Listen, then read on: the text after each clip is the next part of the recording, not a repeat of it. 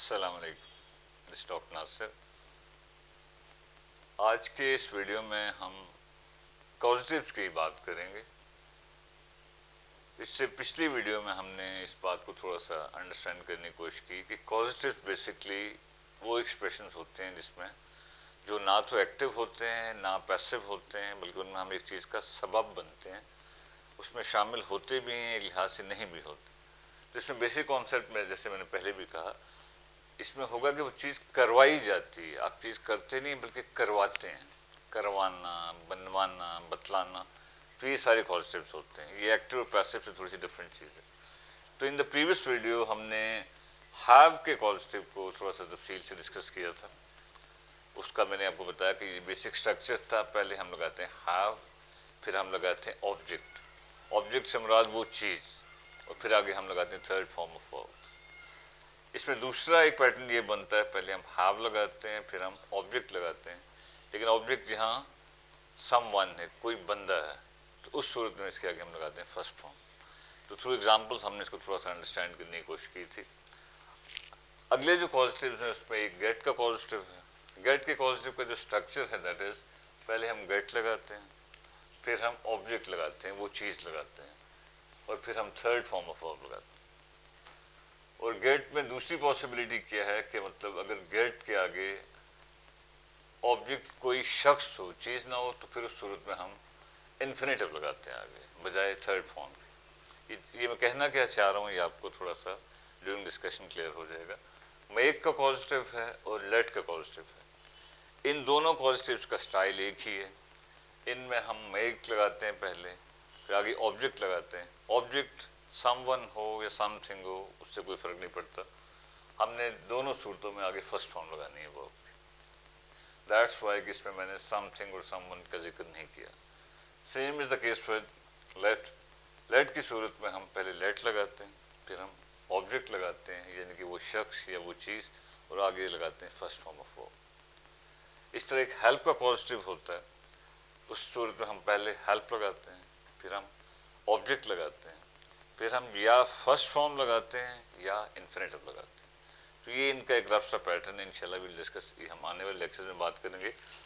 इस लेक्चर में हम थोड़ा सा फोकस करेंगे गेट पे। जैसे कि पिछले में हमने हैव के हवाले से बात की थी कि if you want to use get as positive, और पॉजिटिव का कॉन्सेप्ट क्या है? करवाना, बनवाना। अब देखिए, करने और करवाने में बहुत फ़र्क है। फ़र्ज के आप कहते हैं कि मैं ये चीज़ जो है, मैं इस काम की तस्दीक करवा लूँगा, या मैं ये घर बनवा लूँगा। मैं ये घर बना लूँगा और बनवा लूँगा में देखें कितना ज़्यादा फ़र्क। बनाने में तो you might be a sort of constructor, तो बनवाने में आप हो सकते मतलब रियाज टाइप कोई चीज़, ठीक। तो आप कहते हैं मैं ये चीज़ बनवा लूँगा। तो जैसे मैंने पिछले लेक्चर में कहा कि उसमें अगर हम हैव के स्टाइल से चलें तो फिर तो होगा आई विल हैव, ओके। ये चीज़ के लिए इट, और तामीर करने के लिए बिल्ड, और उसकी third form build, I will have it build. फ़र्ज के हम यही मिसाल ऊपर भी अप्लाई कर दें, ठीक। लेकिन यहाँ हम बात कर रहे हैं गेट की, हैव की नहीं। तो हैव की सूरत में और गेट की सूरत में अगर ऑब्जेक्ट हो, आगे कोई चीज़ हो, तो आप देख रहे हैं कि स्ट्रक्चर एक ही है। हैव में क्या आगे हम ऑब्जेक्ट लगाते हैं, then we use third form. The same is the case over here. Get की सूरत में हम आगे अगर ऑब्जेक्ट कोई चीज़ हो, तो फिर हम थर्ड फॉर्म ऑफ वर्ब लगाते हैं। इसका मतलब क्या हुआ कि we are just replacing have with get. हम हैव की जगह गेट लगा रहे हैं, चेंज सिर्फ इतनी आ रही है। फ़र्ज की आपने यही बात कहनी है। आज चूँकि हम गेट की बात करने जा रहे हैं, तो इसलिए हम कहते हैं मैं ये बनवा लूँगा। तो इसकी क्या इंग्लिश होगी? आई विल, जी, गेट इट, जी, आई गेट इट बिल्ट। अब देख लें, फ़र्क कोई नहीं है, वही है। हमने सिर्फ हैव की बजाय गेट लगा दी है, और स्ट्रक्चर हमारा गेट का, जैसे मैंने स्टार्ट में कहा, गेट के आगे ऑब्जेक्ट यानी कि वो चीज़, और उसके आगे थर्ड फॉर्म। अगर किसी चीज़ की हम बात करें, फ़र्ज क्या मैं कहता हूँ मैं आपके रिज़ल्ट की तस्दीक करवा लूँगा, तो गेट के हिसाब से अगर हम चलें तो क्या पैटर्न बनेगा? आई शाबाश विल गेट, यहाँ से रूल अप्लाई करना शुरू करें। गेट के आगे ऑब्जेक्ट क्या है? Your result, I will get your result. और आगे तस्दीक करवाना, confirmed, right. We have to use third form. आप देख लें, इसमें कोई मुश्किल बात तो नहीं है। आइल, ये तो स्टार्ट हो गया, गेट यहाँ हो गया, ऑब्जेक्ट जो है चीज़ की सूरत में, ये योर रिजल्ट जो है ये ऑब्जेक्ट हो गया, और we have to use third form, confirm, I will get your result confirm. But you have to maintain this order, तरतीब आपने यही रखनी है, इस बात का ख्याल रखना है। पहले गेट लगेगा, फिर वो चीज़ लगेगी, फिर थर्ड फॉर्म लगेगी।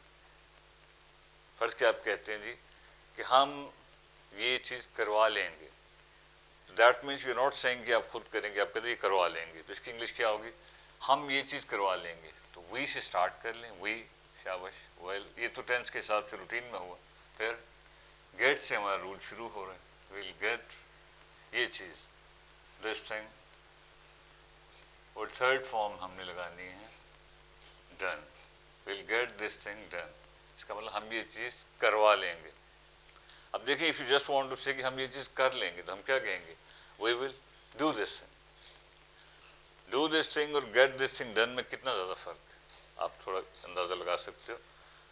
अब ये तो हुआ कि अगर गेट के आगे कोई चीज़ है या हैव के आगे कोई चीज़ है, इन बोथ केसेस रूल एक ही है, I will have it done, I will get it done, no difference.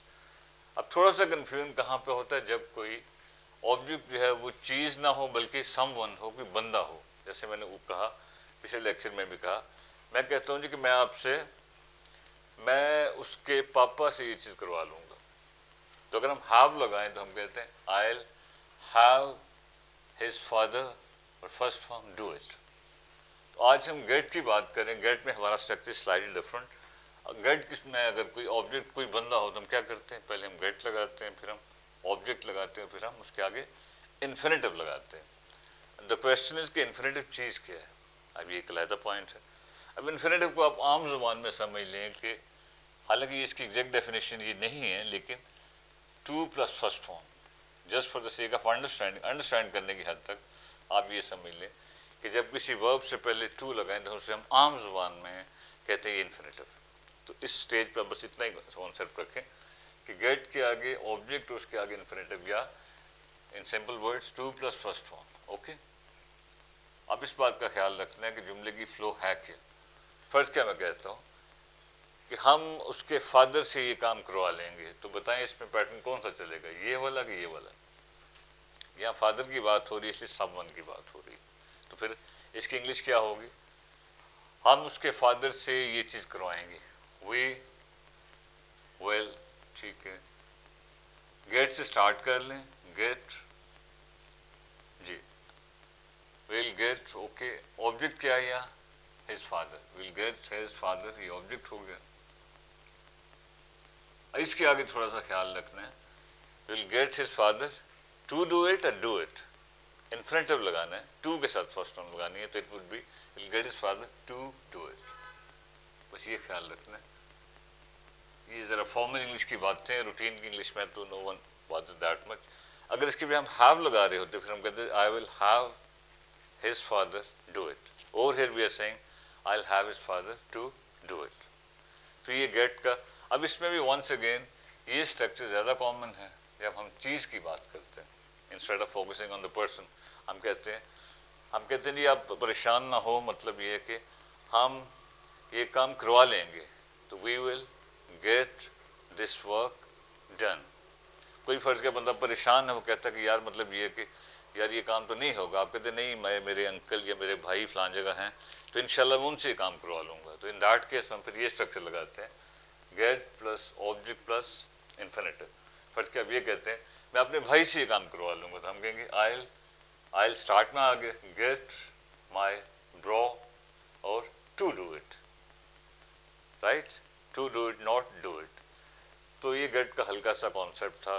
If you just, तो इंशाल्लाह with the passage of time you would be able to understand whatever situation is. So thank you very much for today. See you inshallah in the next lecture. Allah Hafiz.